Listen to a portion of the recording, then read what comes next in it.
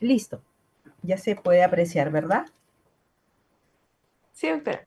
Ya, bien. Bueno, después de este pequeño impasse, bueno, buenas noches con todos. Eh, Tengo el honor de iniciar hoy las sesiones del segmento de neurología.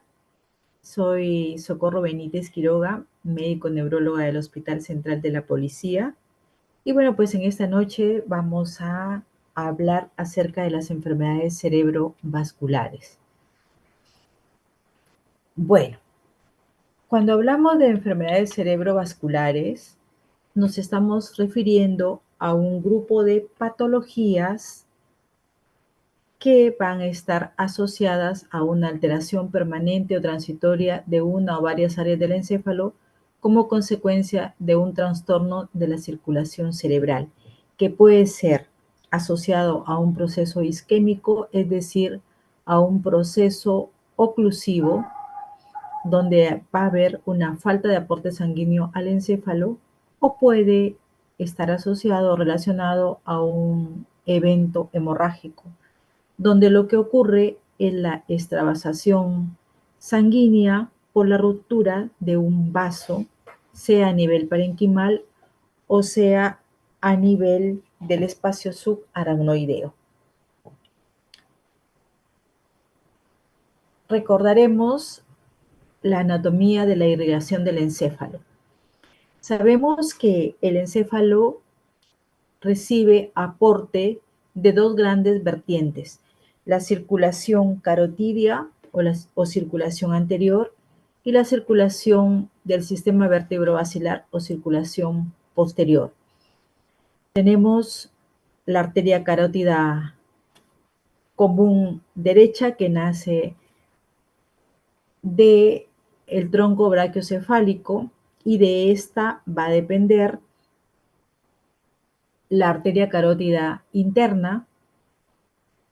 También en el lado izquierdo, recordarán que la arteria carótida común nace del arco aórtico, tanto a nivel en el lado derecho como en el lado izquierdo de este tronco va a depender pues la arteria cerebral anterior y la arteria cerebral media, que van a estar relacionadas, como ya mencionábamos, con la circulación anterior del encéfalo, mientras que la circulación posterior viene dada por la irrigación vertebrovascular.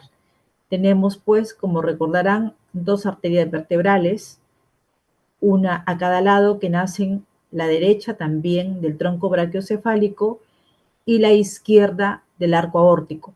Ambas se van a unir formando la arteria basilar. Y este sistema vertebrovascular nos va a proporcionar la irrigación posterior del encéfalo, ¿sí? Para las estructuras cerebelosas, para las estructuras del bulbo, protuberancia mesencéfalo y también para el lóbulo encefálico, el lóbulo occipital. Es importante conocer la anatomía, la irrigación encefálica, porque las manifestaciones clínicas que el paciente presente respecto a las enfermedades cerebrovasculares van a estar dadas, las manifestaciones clínicas van a estar relacionadas con la localización de la lesión y la extensión de esta. Lógicamente, de acuerdo al área afectada, tendremos manifestaciones clínicas en nuestro paciente. Por ejemplo, si tenemos un daño que ocurre a nivel del sistema vertebrovascular, muchas veces pues vamos a tener, si es un daño cerebeloso, vamos a tener en el paciente manifestaciones de afección cerebelosa. Llámese dimetría, diadococinesia, ampliación de la base de sustentación, un nistagmus vertical, un nistagmus horizonte rotatorio, en fin, manifestaciones clínicas que nos hagan ver o nos hagan sospechar un daño de fosa posterior. O de pronto mi paciente va a presentar manifestaciones clínicas que pueda yo relacionarlas con un daño de la circulación anterior. Por ejemplo, si mi paciente presenta una afasia motora, de pronto voy a sospechar pues que el daño está en una arteria de la circulación anterior, ¿no? Con una alteración a nivel del lóbulo frontal izquierdo, en el caso de una afasia expresiva. En fin, varias manifestaciones clínicas que mi paciente puede presentar de acuerdo a la localización de la lesión. Bien, las enfermedades cerebrovasculares se presentan en la población general. Mayormente se presentan en las personas de tercera edad. A mayor edad, mayor riesgo de sufrir una enfermedad cerebrovascular. Pero eso no quiere decir, no significa que las personas jóvenes o los adolescentes, inclusive los niños, no puedan presentar una enfermedad cerebrovascular. A cualquier edad se puede presentar esta patología. Cuando el daño ocurre a nivel de la fosa posterior, las enfermedades van a ser más aparatosas. Hay que considerar también que cuando el daño está asociado a un daño hemorrágico, a una lesión hemorrágica, también va a ser más aparatoso y más grave. Estas enfermedades son, pues, en resumen, muy frecuentes en la población general. Y también un factor que hay que considerar es que solamente un porcentaje de las personas que han sufrido una enfermedad cerebrovascular van a recuperar su completa independencia posteriormente a sufrido el daño. Solamente un 20% de estas personas recobran su independencia funcional. Son pues una, un grupo de enfermedades que van a causar una alta tasa de morbimortalidad. Sobre todo los procesos hemorrágicos o los procesos de fosa posterior o los infartos malignos van a propiciar muchas veces el desenlace fatal en nuestros pacientes. De ahí que tenemos que estar muy atentos, preparados para poder identificar estas patologías a tiempo.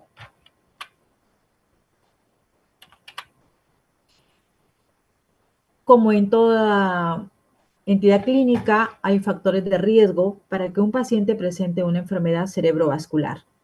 Tenemos los factores de riesgo modificables y los no modificables.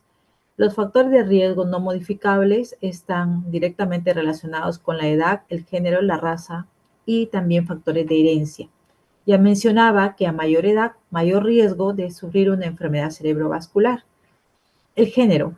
En el caso del género, los estudios reportan que es una de las pocas patologías en las cuales son los varones los que tienen mayor riesgo de sufrir esta entidad clínica. En cuanto a la raza, en la raza morena o las personas de raza negra, o también se asocia un alto índice de ocurrencia en personas de raza caucásica. También se relaciona de que pacientes que sufren una enfermedad cerebrovascular, su descendencia podría tener un alto riesgo, podría tener un riesgo incrementado de sufrir una enfermedad cerebrovascular. Pero hay factores de riesgo modificables, factores de riesgo que yo los puedo modular para disminuir el riesgo de que se presenten estas patologías. Ahí tenemos condiciones médicas como la diabetes mellitus, la hipertensión arterial, las dislipidemias, cardiopatías, los antecedentes de enfermedades vasculares, entre otras patologías. O también ciertos comportamientos modificables, como el tabaquismo, el alcoholismo, el sedentarismo. Modulando estas condiciones, voy a poder disminuir el riesgo de que mi paciente sufra, pues, de una enfermedad cerebrovascular. Bien, ante la sospecha de que mi paciente está siendo afectado por una enfermedad cerebrovascular, debemos activar el llamado código ictus. ¿Y qué significa? Trabajar en equipo, el médico o el profesional de la salud que aborda al paciente, idealmente el especialista, en este caso el neurólogo, y siempre vamos a requerir de la ayuda de los radiólogos porque para definir si el paciente tiene una enfermedad cerebrovascular isquémica o hemorrágica, siempre voy a requerir de la ayuda de un estudio de neuroimagen, sea una tomografía o una resonancia.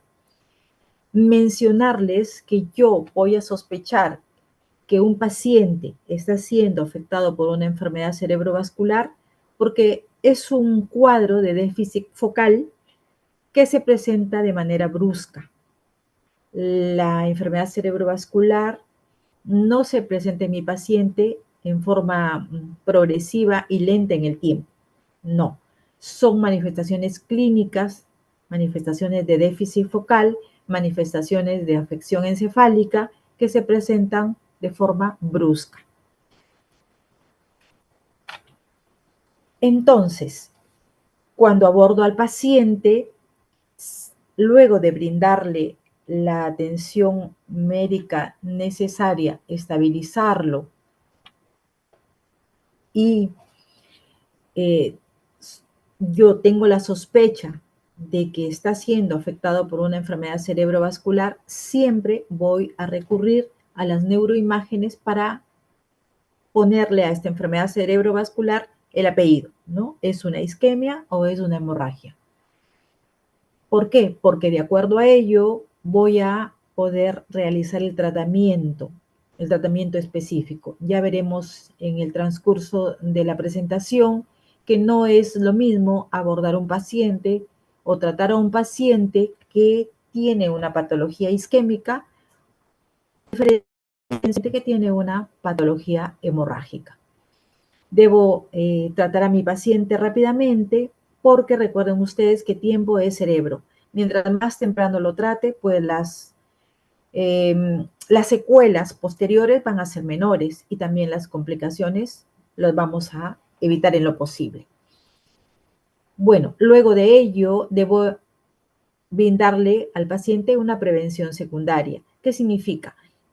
Nosotros tratamos la enfermedad cerebrovascular en la fase aguda, en la fase subaguda. Luego de ello, en el paciente va a presentar las secuelas que dejó la enfermedad.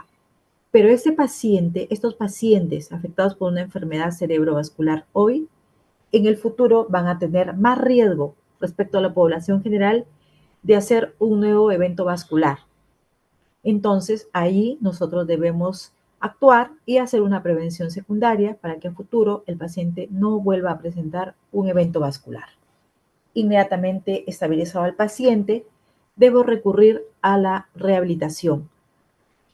Seguramente ya hemos escuchado hablar de la plasticidad neuronal.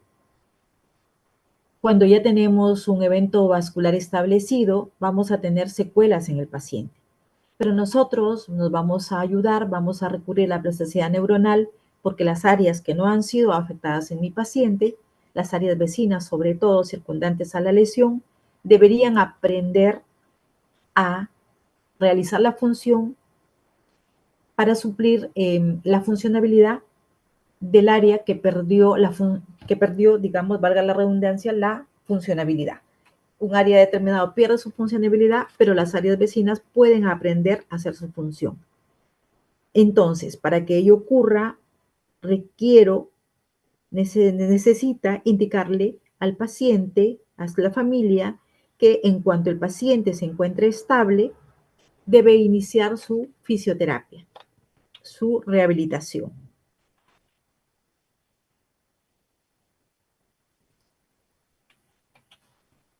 Bien.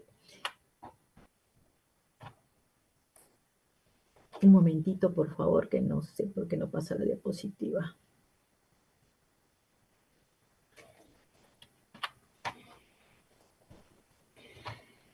¿Me escuchan, doctores?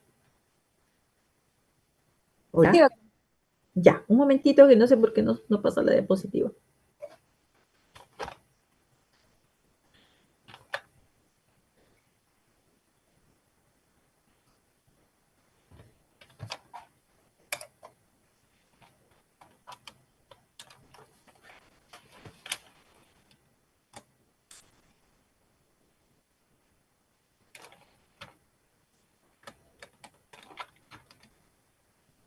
Disculpen, por favor, un segundo.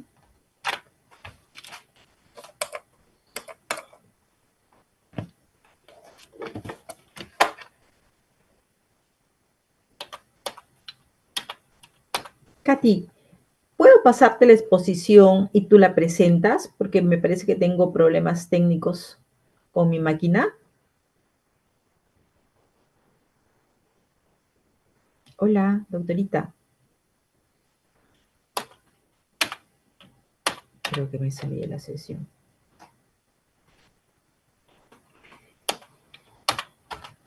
Ya, voy a pasar. Lo que puedo hacer es salir y volver a entrar. Sí, ¿sabes lo que sucede? Que la máquina es la que está Ah, fallando, parece, porque no da ni para atrás ni para adelante. Voy a apagar la máquina. Por favor, denme unos minutitos. sí, doctor, no se preocupe. Tenemos que terminar sí o sí hoy la sesión, ¿sí? Por favor, Miguel. Doctora, disculpe, mi compañero Kevin lo va ¿La a va a proyectar? presentar.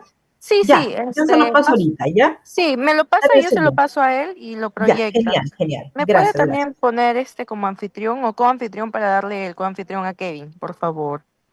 Ya, lo que pasa, hija, es que yo se me ha quedado en stock la pantalla. Ya, voy a Uy, salir. ya. Sí, voy a Ujú. salir. Ya, voy a apagar la máquina. Denme, por favor, unos minutitos y yo te paso por WhatsApp mejor la presentación. Ya, ¿Ya? está bien, doctora. Ya, Gracias, listo. gracias, gracias.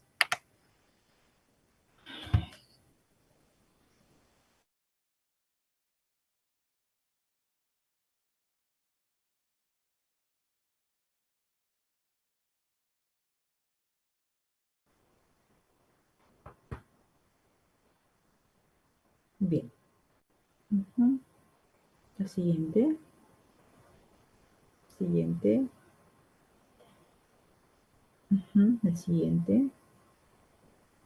Ok, ahí está. Gracias. Ok, entonces continuamos. Mil disculpas, por favor, por la interrupción. Lo siento. Bien, entonces hablábamos de que las afecciones por enfermedad cerebrovascular, las manifestaciones clínicas son bruscas, de presentación brusca, déficit focal agudo. ¿Sí? Entonces, ante la sospecha que estoy con un paciente que está siendo afectado por una enfermedad cerebrovascular, luego de estabilizarlo, pues voy a recurrir al estudio de las neuroimágenes para poderle poner nombre, para poderle poner apellido a la patología, ¿no? Si es una isquemia o es una hemorragia.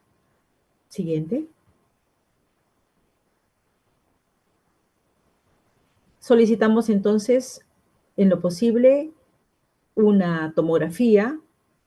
Una tomografía no se requiere contraste, para patologías vasculares no se requiere la administración de contraste, basta con una tomografía simple y si cuento con una resonancia, pues mucho mejor, pero con una tomografía es suficiente.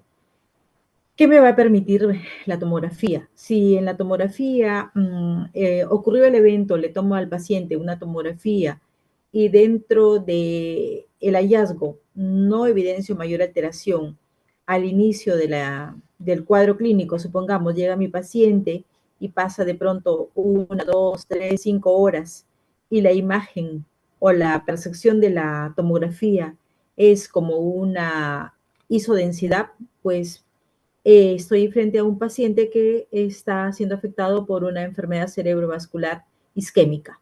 Pero si al tomar la tomografía voy a evidenciar en la misma un área de hiperdensidad, pues estoy frente a un paciente con una enfermedad cerebrovascular hemorrágica. Ahora, si tomo la tomografía y no encuentro mayor evidencia de lesión, digamos, es una tomografía isodensa en las primeras horas, pero el paciente presenta un cuadro muy llamativo, un cuadro de pronto muy aparatoso, su estado neurológico está muy comprometido, voy a sospechar que el paciente sí está presentando un cuadro vascular, pero de pronto es un cuadro vascular de localización posterior. Y en ese caso es mandatorio solicitar al paciente una resonancia magnética nuclear de encéfalo. Entonces, tener en cuenta que la resonancia es necesaria para aquellos pacientes en los cuales sospechamos que tienen una afección de fosa posterior. Ahora bien, es necesario que esta resonancia en lo posible se realice con una fase de difusión. Muchas veces, aún con una resonancia de encéfalo sin contraste, no percibo adecuadamente la lesión en resonancia, pero si le administro o hago una fase de difusión, la lesión va a ser más evidenciable. Siguiente.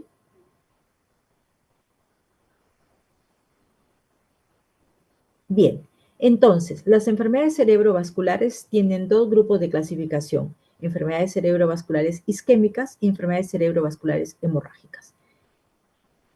Dentro de las isquémicas tenemos los accidentes isquémicos transitorios. Llamamos accidente cerebrovascular isquémico transitorio a aquel cuadro clínico que se va a presentar de presentación brusca, manifestaciones clínicas focales, pero que van a desaparecer en el lapso de 1 hora, 60 minutos.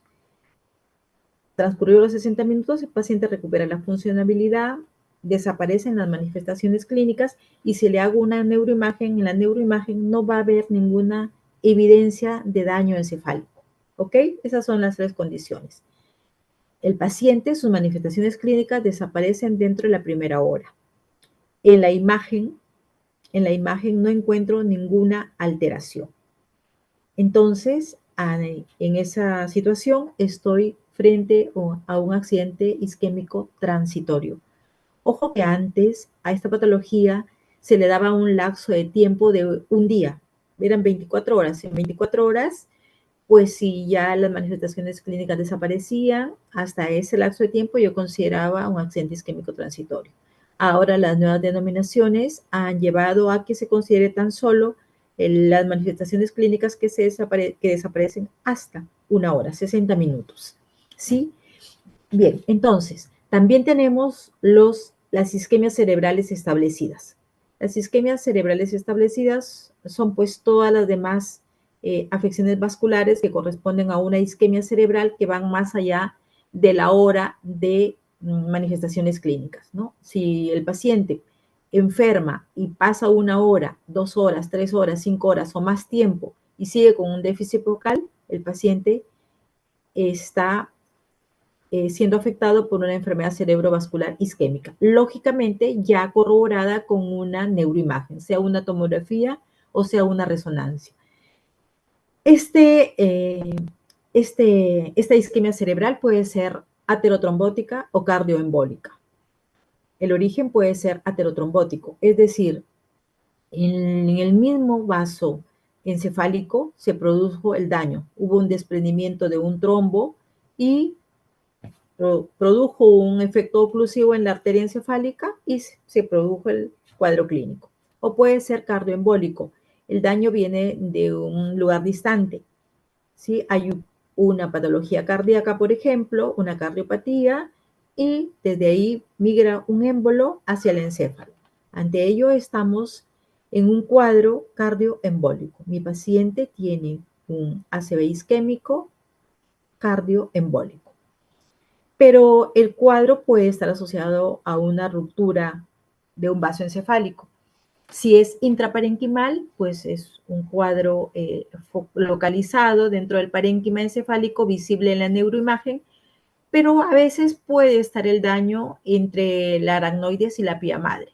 En ese caso, estoy frente a una hemorragia subaracnoidea, que es en pocos porcentajes de presentación, pero que sí hay que mencionar que es bastante aparatoso y es un cuadro bastante delicado, un cuadro grave, la hemorragia subaracnoidea, y debemos identificarlo rápidamente con sus manifestaciones clínicas. Hincapié ahí que nosotros vamos a sospechar de una hemorragia subaracnoidea cuando el paciente tiene los llamados signos meningios, cuadro de presentación encefálica brusca con signos meningios. Estoy frente a un cuadro de una hemorragia subaracnoidea. Lógicamente, el paciente no debe tener manifestaciones clínicas de proceso infeccioso, porque si no ya estaríamos frente a un cuadro meningio. Ahí el diagnóstico diferencial. Una hemorragia subaracnoidea que presenta signos meningios versus un cuadro de meningitis que también presenta signos meningios, pero que en ese caso se van a asociar alteraciones que me van a llevar a sospechar de un proceso infeccioso. Siguiente. Bien, entonces, ahí tenemos dos imágenes claras. Hacia mi mano izquierda, un accidente cerebrovascular isquémico y hacia mi mano derecha, un accidente cerebrovascular hemorrágico.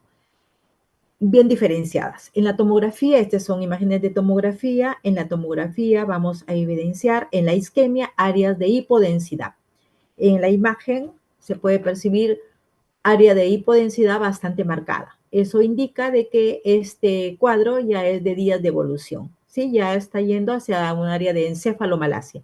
Encefalomalacia, en este caso, asociada a días de evolución, ya no tiene un día, ya no tiene horas, sino ya está bastante hipodensa la zona del daño, entonces eso es una isquemia encefálica. Hacia mi derecha, pues vemos una imagen con hiperdensidad, ¿no? Ahí brillante, blanquecina, ese es un sangrado cerebral, bastante característico. Ya lo voy a mencionar luego, la isquemia cerebral es perceptible en tomografía, más de 24 horas es bastante perceptible, la hipodensidad. A las primeras horas hay cambios mínimos que un ojo entrenado va a poder pues diferenciar o descubrir que en la tomografía daños isquémicos. Mientras que en los cuadros hemorrágicos la lesión va a ser visible, va a ser evidente en la tomografía inmediatamente después de ocurrido el evento. ¿Sí? No se olviden de eso. Isquemia generalmente se percibe, bueno, lo que se percibe es una hipodensidad. En la tomografía percibo una hipodensidad. En las primeras horas no va a ser muy perceptible, pero ya transcurrido hacia el día del evento, pues ya va a ser bastante notorio. Mientras que en hemorragia, la hiperdensidad lo percibo desde el primer instante que ocurre el daño. Siguiente. Bien, para recalcar, enfermedad cerebrovascular, dos tipos bien diferenciados, isquemia, que son las más frecuentes, y hemorragia, que son menos frecuentes pero más aparatosas. Dentro de los procesos isquémicos, el accidente isquémico transitorio, hasta 1 hora de evolución, son menos, en un porcentaje de ocurrencia, menos frecuentes. Y en cuanto a las isquemias establecidas, son más frecuentes, en mayor porcentaje. Las hemorragias, felizmente, son en global menos frecuentes y de ellos las más aparatosas es la hemorragia subaracnoidea, felizmente dentro de todas las patologías vasculares es la menos frecuente. Siguiente. Bien, ya hablábamos de que las isquemias pueden ser cardioembólicas o aterotrombóticas. Aterotrombóticas hay el desprendimiento de un trombo dentro de la arteria misma, o cardioembólico, que la lesión va a ser provocada por el viaje de un émbolo mayormente desde la zona cardíaca. Y las hemorragias, pues, ya decíamos también que pueden ser intraparenquimales, parenquimatosas o subaracnoideas. Todas ellas, cada una de estas etiologías, cada una de estas patologías específicas van a tener consideraciones clínicas determinadas, ¿no? Las isquemias son menos aparatosas, los eventos hemorrágicos son más aparatosos, más graves. Siguiente. Ya. Ahora hablaremos específicamente de enfermedad cerebrovascular isquémica, más frecuente, ya decíamos, hasta el 80% de las patologías vasculares. Una de las principales causas de muerte e incapacidad. La tercera parte de los pacientes fallecen en fase aguda, lamentablemente, hacen infartos malignos, infartos extensos, a ello llamamos infarto maligno, que se asocian a un edema circundante marcado, y bueno, pues el desenlace es fatal. La mitad o más de los pacientes que sobreviven quedan con secuelas discapacitantes. Siguiente. Siguiente. Bien. A ver. Sabemos que el flujo encefálico normal es de 50 a 60 mililitros por 100 gramos de tejido cerebral. Es el flujo que normalmente nuestro encéfalo debe recibir para una correcta funcionabilidad.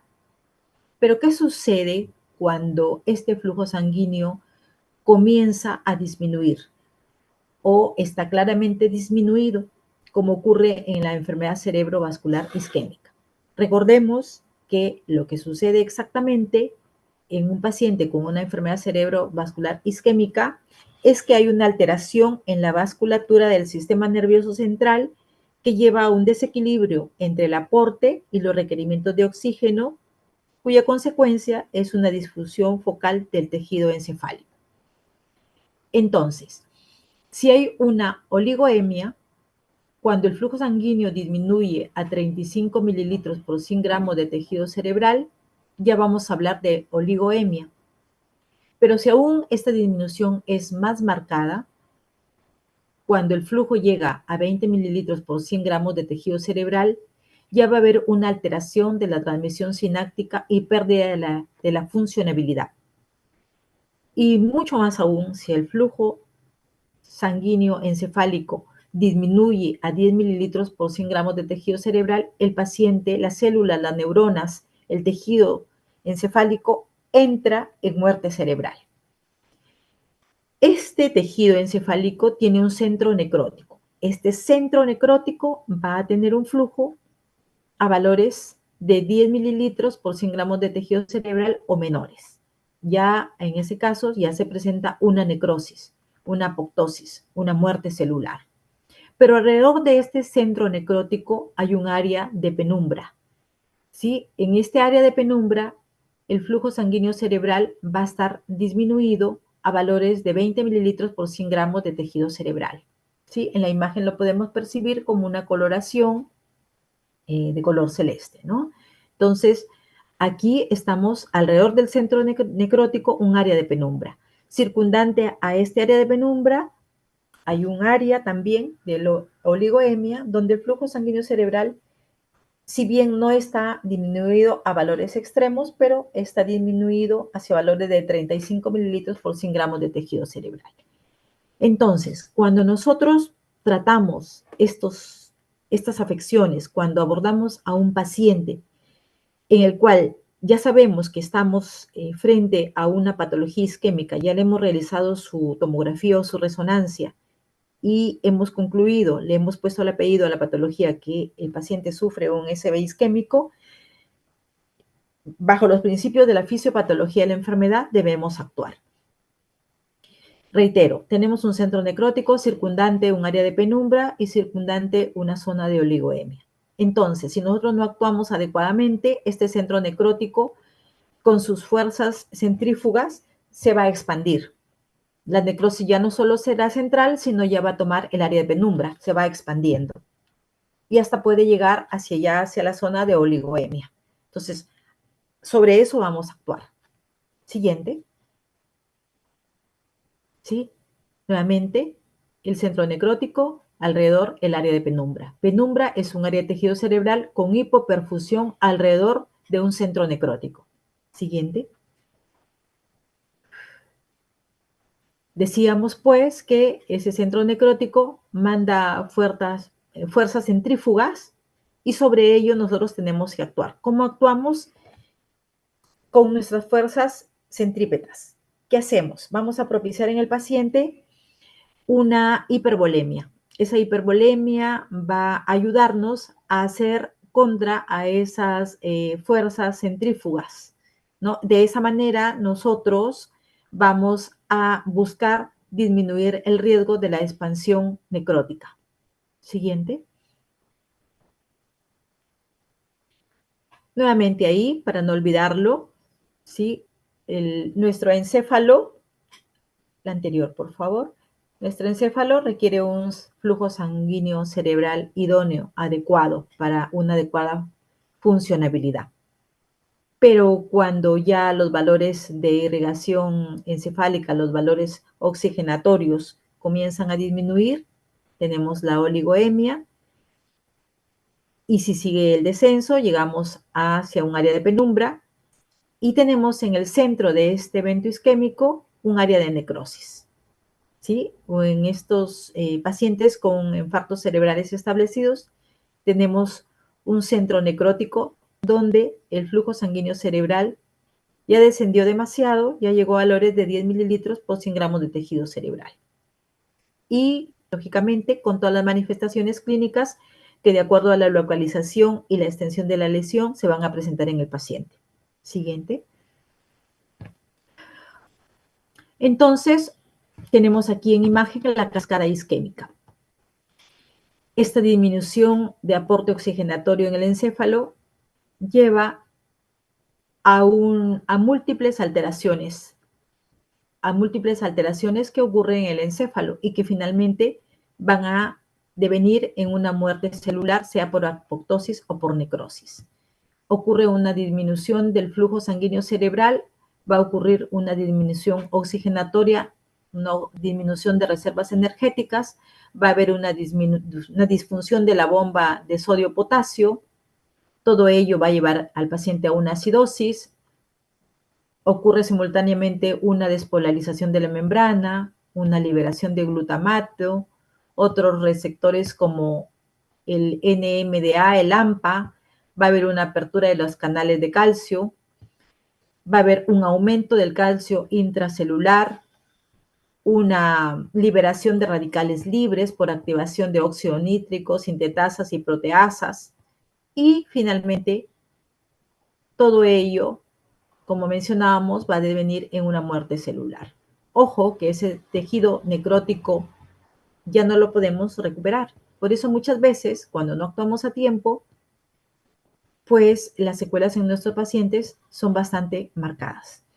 Mencionar que para evitar que el área de penumbra se afecte, idealmente debemos actuar dentro de las primeras 4 horas posteriores a ocurrido el evento. ¿Sí? Cuando eso nosotros lo llamamos la ventana terapéutica. Más allá de las 4 horas de ocurrido el evento, si nosotros abordamos a nuestro paciente más allá de las 4 horas de que ocurrió el evento, lamentablemente la secuela, la discapacidad que nuestro paciente presente a posteriori van a ser mayores. Siguiente.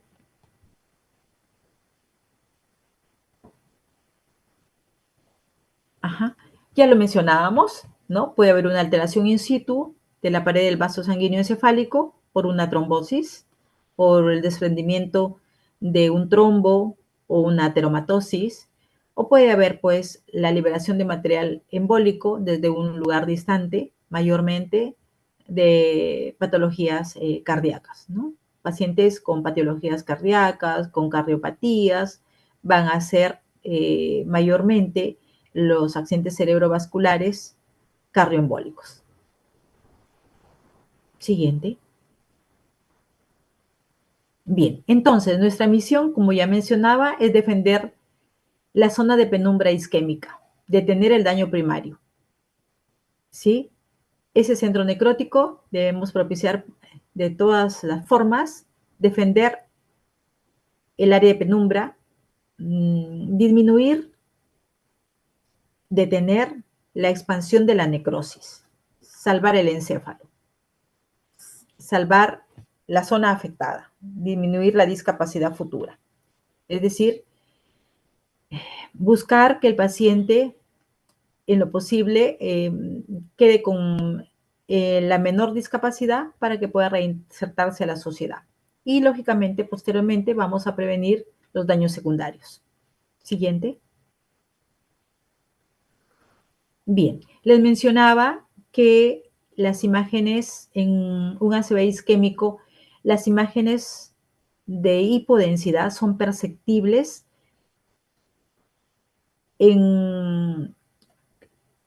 como médicos podemos percibir la imagen de hipodensidad generalmente hacia las 24 horas de ocurrido el evento. Pero poco a poco, con la práctica, con entrenamiento, vamos adiestrando nuestros ojitos para poder percibir los cambios mínimos, los cambios incipientes en la tomografía. Aquí se los menciono. Como cambios incipientes luego de ocurrir el evento, un ojito entrenado, ya vamos a poder percibir ciertos cambios en la tomografía. ¿Cuáles son? Vamos a poder evidenciar la hiperdensidad de la arteria cerebral media, ¿sí? No sé si me ayudas de pronto para poder señalar allí. la hiperdensidad de la arteria cerebral media. Ahí en la imagen está marcada con 1. Gracias. Luego vamos a tener también otro cambio mínimo, que es la atenuación, la hipodensidad de los núcleos basales. ¿Sí? Abajo, abajo, abajo, debajo. Ahí está, la hipodensidad. Si ven, hay una hipodensidad, ¿sí? Una coloración oscura de los núcleos de la base. Hay una pérdida de la diferenciación de la región insular. Hacia acá, hacia el extremo, por favor, abajo. Al otro, a la otra imagen. La siguiente, de la derecha, hacia mi derecha. Ajá, pero acá, acá, acá. Debajito de la flecha, ahí hay un 3. Entonces, ahí hay una pérdida de la diferenciación entre la sustancia gris y la sustancia blanca. Sobre todo se presenta a nivel de la región insular. Vamos a tener ahí en el 4, ¿me ayudas, por favor? Aquí en la parte media, en el 4. Ya, hay áreas de hipodensidad a nivel de la corteza y en la sustancia blanca subcortical. Y 5, ya va a ser perceptible una pérdida de los surcos que sugiere un edema circundante. Ahí para hablar del edema, así, ahí lo está señalando, ¿sí? En el 5, ahí está, ¿sí? Ya los surcos cerebrales se pierden y circundante a la lesión vamos a evidenciar área de edema, ¿no? Diferente, la lesión es... a ver, hacia el número 5, pero si ustedes se dan cuenta, en la zona circundante va a haber una área diferente, ¿no? Respecto a las demás respecto al resto del tejido encefálico. Esa es la zona de edema. Ojo aquí, o bueno, oídito ahí, que lo que prima en las patologías vasculares es el edema citotóxico, ¿sí? Recordarán ustedes los tipos de edema, los edemas citotóxicos, los edemas vasogénicos. No confundirse, por favor. Muchas veces en los exámenes, inclusive en los exámenes de residencia posteriormente, muchas veces viene la pregunta, ¿qué tipo de edema prima en las patologías vasculares? Y muchas veces nos dejamos guiar, bueno, pues será edema vasogénico, lo asociamos de vaso con vasogénico. No, en el edema vascular prima el edema citotóxico, doctores, ¿sí? ¿Y por qué es importante saber si en el encéfalo tenemos una lesión con un edema circundante citotóxico o vasogénico? Porque de acuerdo a ello vamos a administrar el tratamiento, ¿sí? Solo como mención, en el edema vasogénico es aquel que está asociado a los procesos expansivos de cualquier etiología, sean tumorales, sean infecciosos, por ejemplo, los accesos, ¿sí? Es el edema circundante a una lesión organizada, a un proceso expansivo de cualquier etiología, sea tumoral u otro, eso es un edema vasogénico y se trata con corticoterapia. Punto aparte, ¿sí? Mención aparte. Pero el edema que está asociado a los procesos vasculares es un edema citotóxico. Y el edema citotóxico, cuando es marcado en los procesos vasculares, se trata con sustancias osmóticas. Llámese manitol, por ejemplo. ¿Sí? Gracias al manitol, muchas veces, por ejemplo, en los grandes sangrados, vamos a disminuir la expansión del edema y vamos a disminuir así el riesgo de desenlace de nuestro paciente. Siguiente.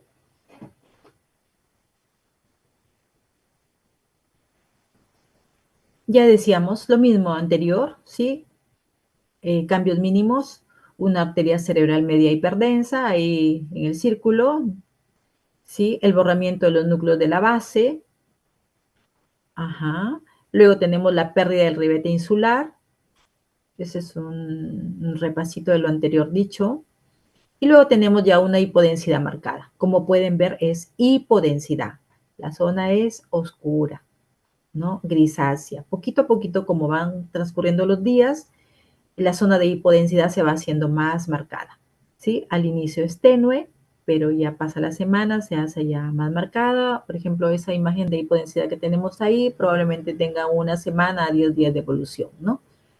¿no? Eso ahí dice 24 horas ya se hace perceptible, pero ya más marcado ya van los días siguientes, ¿sí? Pero la idea es que las 24 horas ya va a ser bastante notorio. Como ustedes pueden ver, comienza acá hacia mi mano izquierda, casi imperceptible, pasan las horas, va siendo más marcado y hacia el día ya lo podemos diferenciar. Entonces, ustedes, doctores que todavía están en formación, pues a las 24 horas ya van a poder evidenciar la imagen de mi derecha. Pero revisando la clase, van a ir entrenando sus ojitos y van a darse cuenta que tenemos un paciente con un cuadro focal, pero dicen, uy, pero su tomografía es isodensa. No, si miro con un ojito y entrenado poquito a poquito, ya voy a ir viendo los cambios mínimos, cambios incipientes. Siguiente. Bien. Sí, allí solo para lo que les decía antes, ¿no?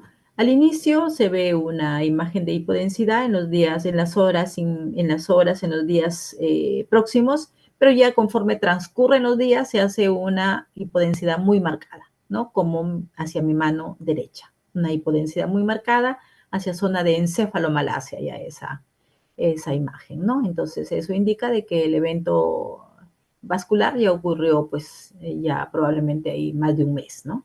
Ok, siguiente. Bien, entonces ya mencionaba también que para fosa posterior la resonancia es el gol estándar, ¿no?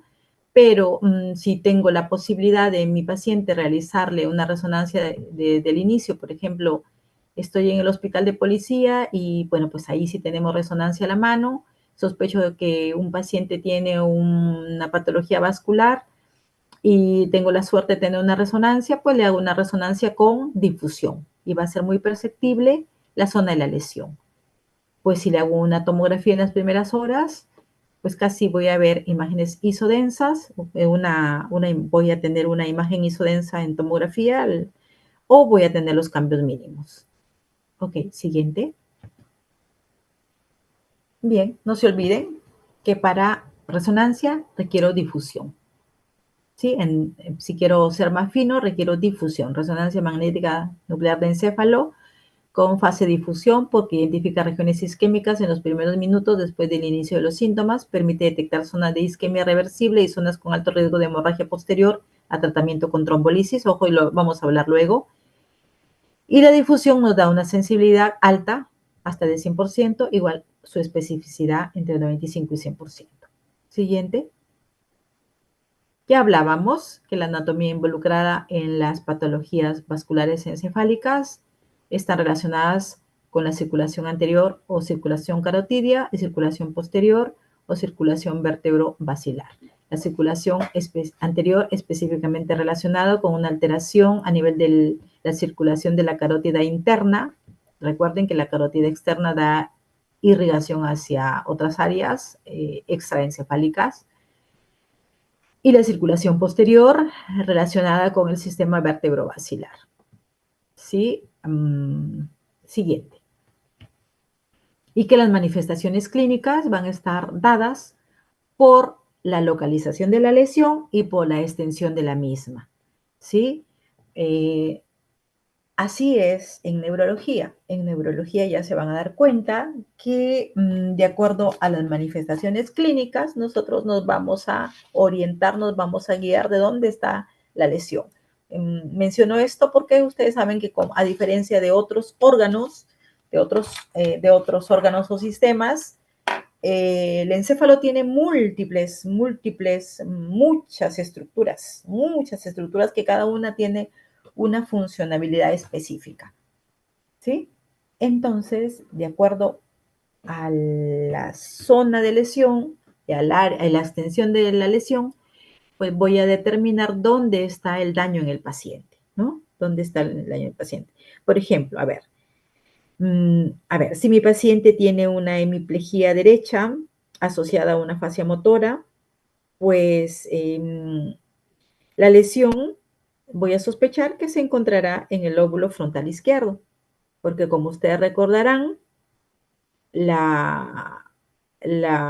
lenguaje motor se encuentra en este área, en el lóbulo frontal izquierdo, ¿no? Entonces, si mi paciente tiene una manifestación clínica de contralateral, una hemiplegia derecha, y tiene una afasia motora, una afasia expresiva o una afasia de Wernicke, entonces yo me voy a orientar a que la lesión está en el lóbulo frontal izquierdo, ¿sí? Por el contrario, si mi paciente tiene una afasia fluente, una afasia de Wernicke, estaré sospechando que la lesión está en el lóbulo temporal, ¿sí? Igual, aquí tenemos manifestaciones clínicas asociadas a daño de la arteria cerebral anterior, ¿sí? Léanlas, por favor, ya con detenimiento. Mencionarles cuando enviamos las preguntas para los exámenes, siempre hacemos casos clínicos. Las preguntas son asociadas a casos clínicos, ¿sí? Y generalmente, pues, viene un cuadro clínico y se va a pedir a ustedes que determinen el área de la lesión, la zona de lesión, que pongan el apellido a la patología, ¿sí? Entonces, hay que hacer una revisión de la funcionabilidad de cada una de las áreas del encéfalo, ¿ok? Siguiente. Bien, arteria cerebral media, manifestaciones clínicas asociadas a daño de la arteria cerebral media, una afasia global, una negligencia espacial, una desviación oculocefálica, una hemiparesia contralateral. Siguiente. Ya, manifestaciones clínicas relacionadas con daño del sistema vertebrovascular, ¿sí? Ahí tenemos vértigo, seguramente un vértigo subjetivo, ojo, solo como mención, es diferente un vértigo objetivo de un vértigo subjetivo. Un vértigo objetivo va asociado a alteración vestibular, a diferencia de un vértigo subjetivo que va mayormente asociado a una lesión central, vértigo de origen central. Cefalea intensa, diplopia, alteraciones visuales, alteraciones de la marcha, parálisis oculomotora, ¿sí? Disfunción orofaringia, ¿ok? Por ejemplo, si, a ver, un caso clínico o una pregunta, a ver, paciente que bruscamente presenta alteración del tercero, cuarto y sexto nervio craneano, asociado además a presencia de vómitos incoercibles y deterioro del estado de conciencia progresivo. ¿Dónde estará la lesión? Si alguien me responde. No, no quiero traumarlos. ¿Seno Ya. cavernoso? Puede ser. Muy bien, Kevin. ¿Otra opinión? 3, 4, 6, dije, ¿ah? 3, 4, 6. ¿Dónde está el origen del tercero, cuarto y sexto? Origen aparente. Origen aparente. El tercero está en la fosa interpeduncular. El cuarto encima del velo medular y el sexto en el surco bulbo protuberancial. Ya. Muy bien. Entonces, ¿dónde estaría la lesión? A nivel del tronco. ¿A qué nivel? ¿Qué Vértebro, estructura? vértebro basilar, Vas bien, Kevin. pero por los Ahí has seguido. vómitos, y eso había mencionado que como clínica de meningitis, pero ser subaracnoide, espacio No, subaracnoideo. no, no. Ah, sí, también, lógicamente, pero acuérdense que cuando hay vómitos, son manifestaciones, o cefalea intensa, por ejemplo, también son manifestaciones de hipertensión endocraniana, ¿ya? Y cuando la fosa posterior está afectada, hay, hay mayor riesgo de que haya una hipertensión endocraniana, de mayor hipertensión endocraniana, ¿sí? Cuando nosotros tenemos un paciente con vómitos o con cefalea intensa, hay que prender las alarmas, ¿sí? Lógicamente, bueno, ese es otro tema, me estoy metiendo ahorita en un tema que no corresponde, pero me refiero a una cefalea intensa que nosotros, poquito a poquito ya se van a ir dando cuenta, que nos haga pensar en una cefalea de causa encefálica. ¿Sí? Porque no es lo mismo tener manifestaciones clínicas de una cefalea frontal, occipital, cervical, que me hagan pensar en una patología solo primaria, una cefalea primaria, a que sea una cefalea muy intensa que me haga pensar en hipertensión endocraniana, ¿sí? En este caso, la alteración tiene una parecia de oculomotores y que yo mencioné que tenía vómitos incoercibles, ¿no? Entonces allí tenemos que tener cuidado porque allí sí hay una manifestación de hipertensión endocraniana, Kevin. ¿Ok? El área de menos momentos. También, también. Uh-huh. Bien, continuamos. Siguiente. Gracias, Kevin, por la participación. Creo que Kevin es el único que está despierto. Los demás chicos ya se quedaron dormidos. Están post-tec, ¿no? Post-examen, ¿no? Sí, doctora. Sí, doctora. Yo creo que los estoy arrullando. Ya, prometo que termino pronto. Ya, seguimos. Bueno, ahí tenemos el NICS. El NICS, esta escala creada para medir la discapacidad producida por un ACV. Sí, siguiente, siguiente. Siguiente, por favor. Ya, entonces, la escala NICS mide el déficit neurológico que se produce tras un accidente cerebrovascular. Es decir, esta escala nos va a permitir valorar la severidad del daño. Consta de 15 parámetros y logra una puntuación máxima de 42. Y a mayor puntaje, mayor déficit neurológico. En esta escala, las extremidades se van a evaluar por separado. Siguiente, hay una más clara. Ajá.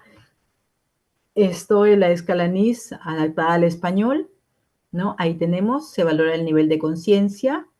Vamos a realizar preguntas y dar órdenes a los pacientes y de acuerdo a ello de acuerdo a la respuesta que obtengamos, se va asignando una puntuación. Siguiente. Valoramos la mirada, valoramos los campos visuales. Siguiente. Valoramos si hay una simetría facial, valoramos la funcionalidad motora en extremidades. Siguiente. Si hay ataxia, si hay ampliación de la base de sustentación, valoramos la sensibilidad, el lenguaje, ¿sí? El lenguaje, vamos a valorar si el paciente está disártrico. Siguiente. Y valoramos la negligencia, ¿sí? Es decir, la incapacidad de atender, de responder o la orientación hacia un estímulo en el lado opuesto a una lesión encefálica. A ello nosotros llamamos negligencia, ¿sí? Bien, entonces ya mencionaba que la escala va a valorar pues la severidad del daño. Bien, hablemos del tratamiento de ictus. Bueno, ya hablábamos que nuestra misión principal es salvar ese centro necrótico, ¿sí? Es salvar ese centro necrótico, brindar neuroprotección al paciente, actuar sea con antiagregantes, anticoagulantes o trombolisis, que lógicamente tiene criterios para su utilización, ya los vamos a ver luego. Siguiente. Ahí está. Entonces, el tratamiento tiene como objetivo restablecer el flujo sanguíneo cerebral y limitar la afección neurológica. ¿Sí? Restablecer el flujo sanguíneo cerebral del área de penumbra, porque lamentablemente el centro necrótico no lo vamos a poder recuperar. ¿Sí? Ya ocurrió una apoptosis, ya ocurrió la necrosis y lamentablemente el centro necrótico pues ya llegó a su daño máximo, ¿no? Ese tejido ya tiene un daño irrecuperable. Pero sí podemos trabajar alrededor, ¿no? En el área de penumbra o en la zona circundante del área de penumbra, en la zona de hiperfusión. Siguiente. Ya hablábamos de la ventana terapéutica, que es de 4 horas. Mientras más rápido abordemos al paciente, la discapacidad posterior va a ser menor. Siguiente. Ok, la hipervolemia. ¿Qué busco con la hipervolemia? Lograr una mejora de la perfusión cerebral en el área de hipoperfusión y oligoemia en riesgo de necrosis. ¿Y cómo trato o cómo me opongo a este riesgo? Voy a propiciar una hipervolemia con cloruro de sodio con una solución salina al 0.9% a goteo alto. ¿Sí? Goteo alto, 40, 50 gotas por minuto. Ojo, no debemos usar soluciones glucosadas. ¿Por qué? Porque recordemos que es un paciente que está con tendencia a la acidosis, ¿no? Entonces, si le proporciono soluciones glucosadas, voy a llevarlo a ese riesgo, que lógicamente debemos evitarlo, ¿sí? Entonces, la administración de cloruro de sodio también puede ser una solución salina, pero a goteo alto. Yo doy una hipervolemia para buscar disminuir o para buscar hacer frente a las ondas centrífugas que están ocurriendo desde el centro necrótico hacia el área de penumbra, ¿no? O hacia el área de hipoperfusión. Ojo aquí también mencionarles que si tengo un paciente, a ver, voy a preguntarles para luego aclararles, ¿sí? A ver, llega a la emergencia un paciente que tiene, que amplía la base de sustentación, que está disártrico, que lo examino y encuentro un vértigo, perdón, que encuentro un nistagmus vertical, que tiene un habla escandida, ¿ok? Entonces, allí, ese casito clínico, ¿dónde estará la lesión? A ver, Kevin, si me respondes o quién más está despierto. Cerebelar. Cerebelar. Muy bien, perfecto. ¿Ya? Entonces, pero ese paciente tiene una presión arterial de 170 sobre 100 milímetros de mercurio. ¿Qué hago? Ya. Y ya le tomé una resonancia y encontré áreas de isquemia. ¿Cómo actúo? Tiene una PA de 170 sobre 100. Su antecedente era que es hipertenso y que lógicamente esa asociación con la hipertensión es lo que lo ha llevado a hacer esta isquemia encefálica. ¿Qué harías, Kevin? Me refiero a la presión, ¿eh? O sea, bajarla con algún antihipertensivo, ¿no? Ya, tiene 170 sobre 100, ¿cierto? Ya, justamente ahí va lo que quiero acotar. No bajamos la presión, ¿sí? La presión, tratamos de mantener una presión arterial media de 180 sobre 110 milímetros de mercurio. Acuérdense que hay fuerzas que fuerzas centrífugas que se están expandiendo, fuerzas de daño que quieren ampliar ese centro necrótico. Nosotros buscamos salvar el área de penumbra. Entonces nosotros vamos a hacerle contra a esas ondas cerebrales, ¿no? Entonces lo que vamos a propiciar es hipervolemia y la presión arterial media vamos a mantenerla alta. Si el paciente tiene 170, como lo que mencionaba, 170 sobre 100 milímetros, no le bajo la presión. En ese momento no. En la fase aguda no bajamos la presión. Más bien damos volumen y mantenemos la presión alta, lógicamente, solamente hasta ese valor de una PAN de 180 sobre 110 milímetros de mercurio. Y para buscar recanalizar la perfusión del área de penumbra. ¿Ok? Esa es la finalidad. Y la hipervolemia también tiene esa misma finalidad. ¿Ok? Siguiente. Ya. La trombolisis. Ajá. Mencionaba que los pacientes con un cuadro vascular isquémico reciben como tratamiento o reciben una antiagregación o reciben una anticoagulación, en pacientes cardiópatas sobre todo, van a ser anticoagulados, o reciben, si son candidatos a trombolisis, se les va a realizar el tratamiento con el factor tisular activado recombinante. Ojo que para que se realice el tratamiento con el factor tisular activado recombinante, hay una ventana terapéutica. Se acepta hasta 3 horas, se aceptaba hasta 3 horas, ahora se ha ampliado hasta 4.5 horas. Pero no a todo paciente que sufre una patología vascular isquémica vamos a realizarle trombolisis. No, para ello hay criterios específicos. Los síntomas, como mencionaba, ahora el inicio de los síntomas, el tiempo transcurrido hasta que se pueda realizar la trombolisis, ahora se acepta hasta 4.5 horas. El rango de edad para poderlo realizar va entre 18 años hasta 80 años. No debe tener historia de un accidente cerebrovascular previo. El NICS debe ser en promedio de 25 puntos. El paciente no debe ser usuario de anticoagulantes orales. La imagen cerebral no debe tener evidencia, no debe haber evidencia en la imagen cerebral de un daño mayor a 1/3 de la arteria, del territorio de la arteria cerebral media. Y las manifestaciones clínicas del evento isquémico no deben ser severas. Digamos, deben ser manifestaciones clínicas leves leves a moderadas, pero sin mayor discapacidad.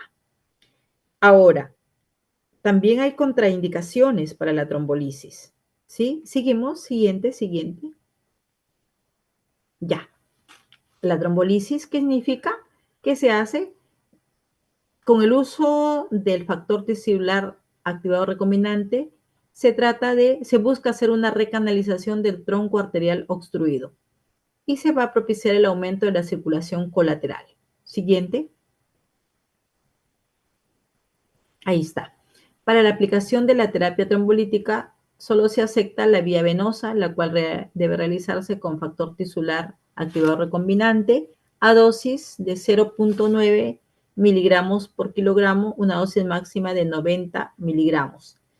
Se debe administrar el 10% de la dosis en bolo y el resto, o sea, el 90% en una infusión en un lapso de 1 hora. Siguiente.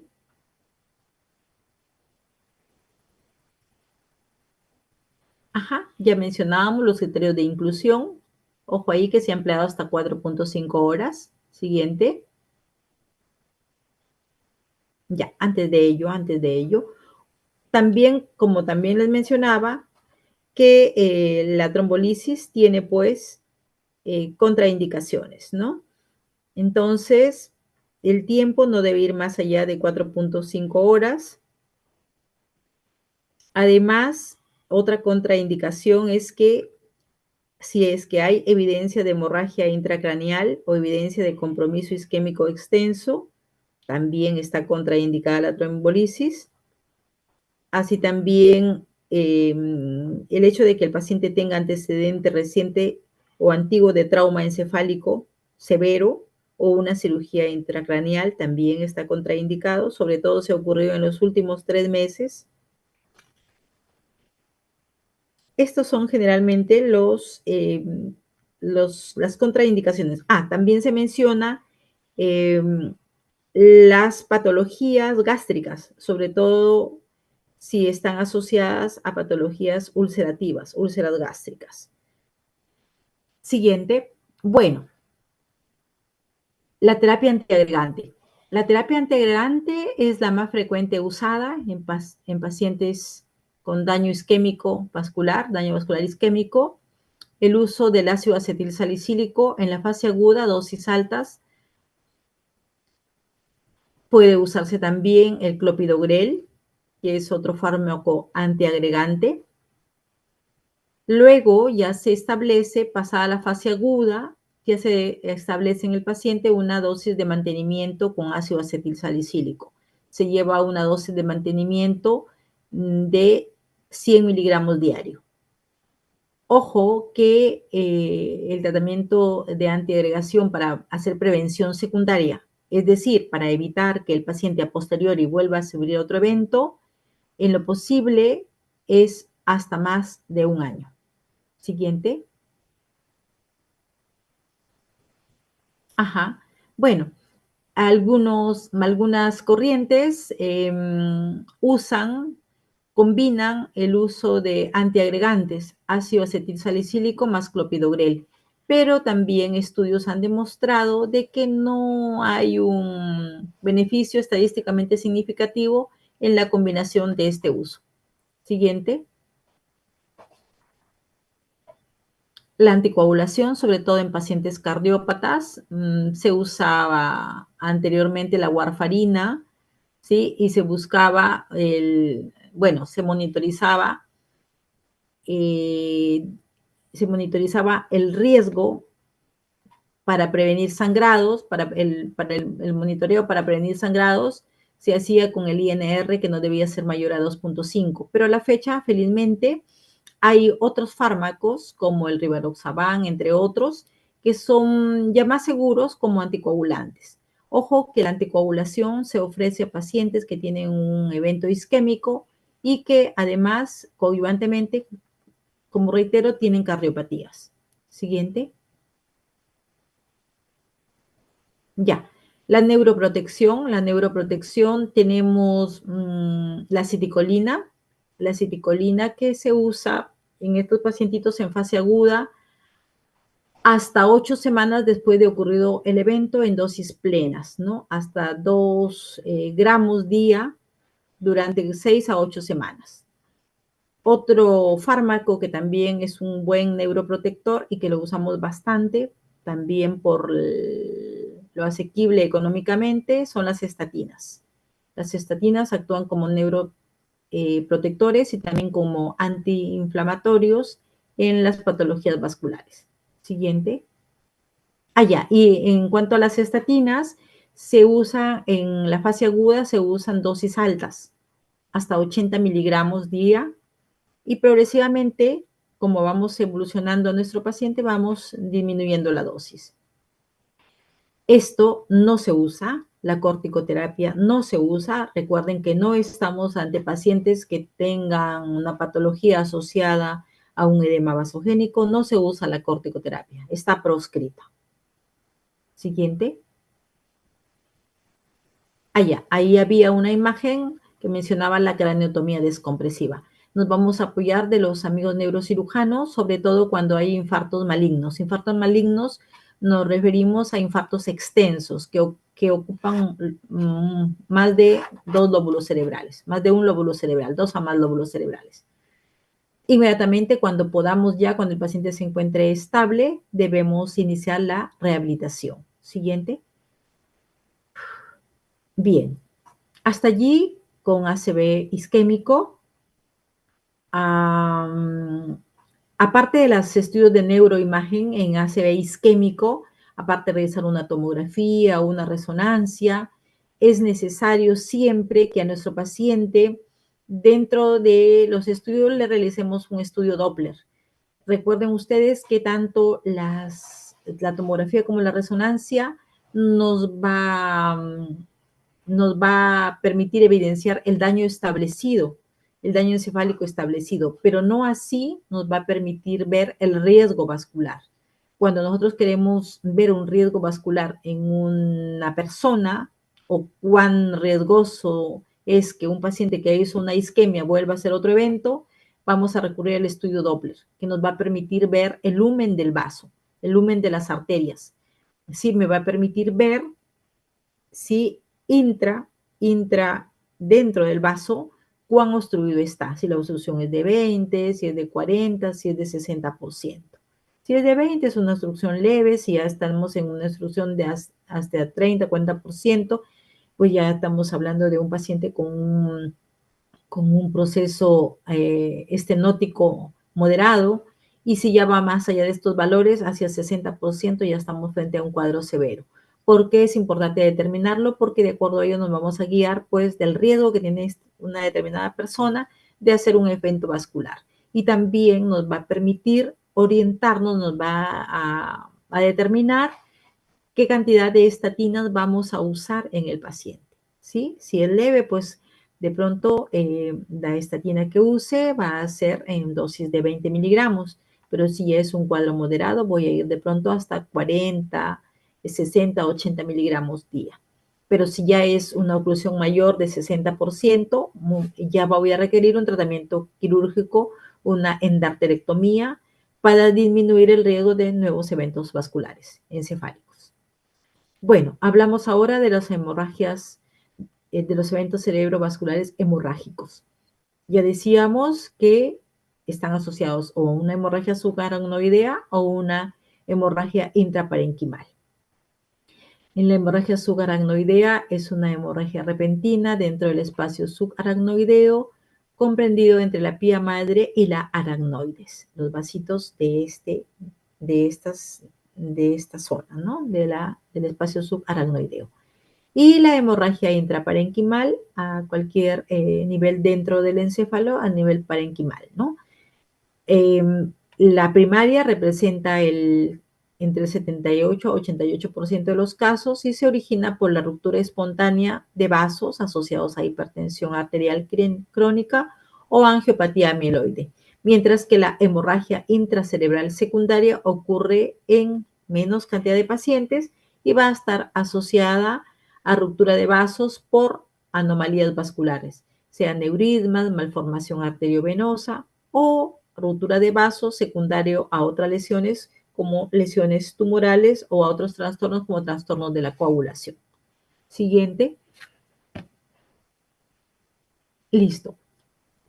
Cuando tengo un paciente que sufre, que es afectado o que ha sido afectado por una enfermedad cerebrovascular hemorrágica, voy a encontrar que las causas que están mayormente relacionadas a esta ocurrencia son hipertensión arterial, enfermedades como amiloidosis, coagulopatías, vasculitis, pacientes usuarios de anticoagulantes, tratamiento antitrombolítico y bueno, pacientes que tienen aneurismas o malformaciones arteriovenosas. Siguiente. Sí, ahí tenemos la imagen hiperdensa en una tomografía. Inmediatamente después de ocurrir el evento, le tomamos una tomografía al paciente y va a ser perceptible esta imagen, ¿no? Y áreas de hiperdensidad en la tomografía, ¿sí? Y en la resonancia, lógicamente, perceptibles también desde el primer momento, ¿no? Alrededor de esta zona de sangrado, el mayor riesgo es el edema, el edema citotóxico. Recuerden, el edema citotóxico que se forma alrededor de la lesión y que muchas veces es lo que va a enclavar a nuestro paciente. En este caso, por ejemplo, en la imagen que tenemos ahí, hay una invasión ventricular y luego hay ya desviación, hay un colapso ventricular y hay desviación de la línea media. Mal pronóstico, por ejemplo, en el paciente de esta tomografía. Si no actúa rápidamente el neurocirujano, pues hay un desenlace fatal en los pacientitos. Lógicamente, en ese edema citotóxico circundante, voy a actuar además con la administración de sustancias osmóticas como el manitol, a dosis altas. ¿Sí? Dosis altas, recuerden siempre que el manitol lo podemos administrar vía endovenosa, pero idealmente debemos administrarlo por vía central, ¿sí? Por la osmolaridad, ¿no? Por la osmolaridad del manitol. Siguiente.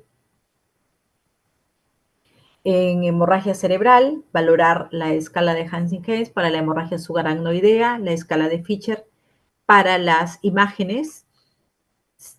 Revisen estas escalas, por favor, ténganlas en cuenta. ¿Sí? Grado 1, ausencia de síntomas, cefalea leve o rigidez de nuca. Y progresivamente, como va incrementándose la gradación, se va lógicamente incrementando las manifestaciones clínicas en el paciente hasta llegar al grado 5, donde hay el estado de coma, ¿no? El estado de rigidez de descerebración. La escala de Fischer, grado 1, sin sangre detectable, y la escala 4, sangre intraparenquimatosa o intraventricular en las neuroimágenes. Siguiente. Bueno, Ahí está el uso de manitol de 0.25 a 0.5 miligramos kilogramo de peso en bolo intravenoso. Ya les decía que lo mejor es la colocación por vía central, pero en el estado inmediato, cuando no tenemos a la mano los insumos para colocar una vía central, se puede administrar vía endovenosa y la administración es cada 6 horas sin pasar de 2 gramos kilogramo de peso. Y la eficacia del uso de este osmótico es restringida, 24 horas.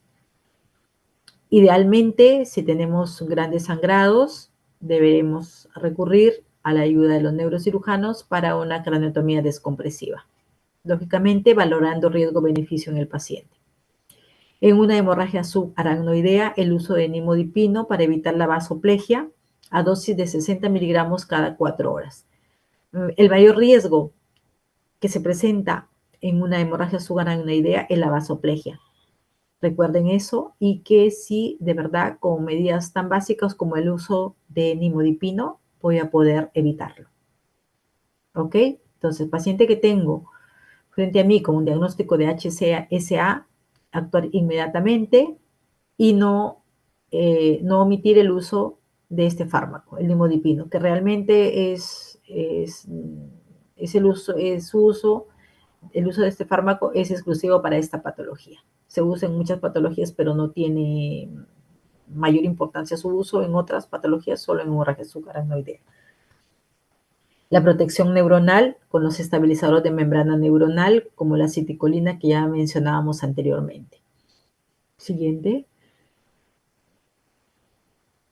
Sí, candidatos a cirugía en pacientes que tienen sangrado cerebral, hemorragia cerebelosa compresiva de tronco encefálico,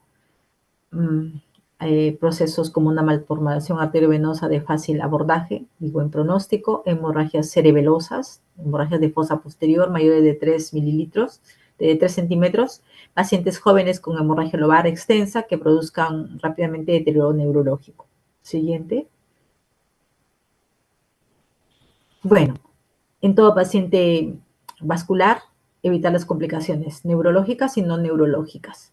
Ya mencionábamos, tenemos que actuar para evitar el edema cerebral y la hipertensión endocraniana, evitar la hidrocefalia, evitar la presencia de crisis convulsivas y en patologías, complicaciones no neurológicas, evitar sobre todo las afecciones respiratorias, la neumonía aspirativa, la broncoaspiración, por la postración, la trombosis venosa, así otras complicaciones que se pueden presentar, como las cardiopatías isquémicas o las úlceras de presión en el tiempo. Pacientes están postrados y comienzan a hacer sus úlceras de cúbito, úlceras de presión en talones, en los glúteos, las neumonías, procesos infecciosos a nivel urinario también son frecuentes, el edema pulmonar, la embolia pulmonar.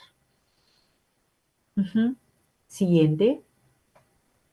Bueno, muchas gracias chicos. Les pido mil disculpas por la hora y les pido mil disculpas por el inconveniente. No sé si tienen alguna pregunta, si aún están despiertos, por favor. Doctora, una consulta. Kevin, te escucho. En el caso de, como mencionó, por ejemplo, de una emergencia hipertensiva que hay que mantener en un aseo isquémico la presión entre Sí. 180 y 110, eh, Ujú. poniendo el caso que usted mencionó donde el paciente lo tenía en 170, 100, al aplicarle hipervolemia de por sí eso va a aumentar la presión, ¿verdad? Ujú. Claro, claro, claro. Tienes toda la razón. Lo que pasa que lógicamente cuando estamos con pacientes que están cursando con un cuadro vascular de afección moderada o severa, y como en este caso que menciono o que así lo abordamos para permitir una hipervolemia en el paciente, idealmente lo hacemos con un monitoreo continuo, ¿no? Con un monitoreo continuo. Lógicamente, si yo veo que mi paciente comienza a incrementar su presión, voy a actuar con antihipertensivos, ¿no? Lógicamente también teniendo en cuenta que no puedo llevar a disminuir bruscamente la presión, porque también sería un riesgo de un reinfarto, ¿no? Entonces, pero de acuerdo a la fisiopatología, lo que nosotros buscamos es mejorar la perfusión cerebral, ¿no? Y las bibliografías, las corrientes actuales nos llevan a ello, ¿no? Nos llevan a ello a mantener la presión alta y buscar sobre todo, pues, la expansión de la necrosis, ¿no? Disminuir el riesgo de expansión de la necrosis. ¿Ok, Kevin? Es un poquito, sí, pues, eh, que pensaría uno que es contraproducente lo que haríamos, ¿no? No, pero realmente el organismo es sabio, ¿no? Es sabio, y cuando tú te das cuenta, también la evolución clínica de tu paciente te va a llevar a entender que sí, pues era necesario que actúe de esta manera, con estas medidas, para lograr en lo posible su recuperación, ¿no? Lógicamente, te repito que se hace en una sala de monitoreo, digamos, más estricto, ¿no? Es entendible que cuando, por ejemplo, hacemos el serum, estamos solos de pronto, muy lejano, y cómo lo manejo, diremos, ¿no? Pero ahí, cada paciente es independiente también. No todos los pacientes los voy a tratar de igual manera, pero siempre teniendo en cuenta los principios básicos que aplico en cada patología, pero a la vez riesgo-beneficio de que cada paciente es independiente, ¿no? Ujú, Está bien, doctora, muchas gracias. ujú. Ok, algo que no les mencioné. En el uso de antiagregantes o anticoagulantes o de factor tisular activador recombinante, debemos tener mucho cuidado.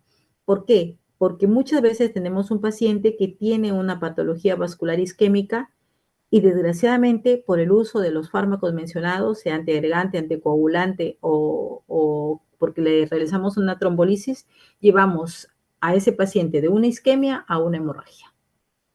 ¿Sí? Entonces, nuevamente, cada paciente es independiente. Nosotros cuando administramos un determinado tratamiento a cada paciente, valoramos siempre riesgo-beneficio, ¿no? No todos los pacientes voy a tratarlos por igual. Cada paciente es un mundo, cada paciente es diferente, cada paciente tiene patologías asociadas, patologías coadyuvantes, ¿sí? Siempre poner la balanza, riesgo-beneficio, ¿sí? No todos los pacientes son candidatos a hacerles trombolisis, ya lo decíamos. No todos los pacientes son candidatos a recibir anticoagulación. Inclusive, a veces no voy a poder usar ni siquiera antiagregante en un paciente. De pronto ese paciente tiene una úlcera digestiva y no voy a poder usar un ácido cetilsalicílico. ¿Ok? Entonces, vuelvo a repetir, cada paciente, su monitoreo, su abordaje es diferente. Uh-huh. ¿Alguna pregunta más?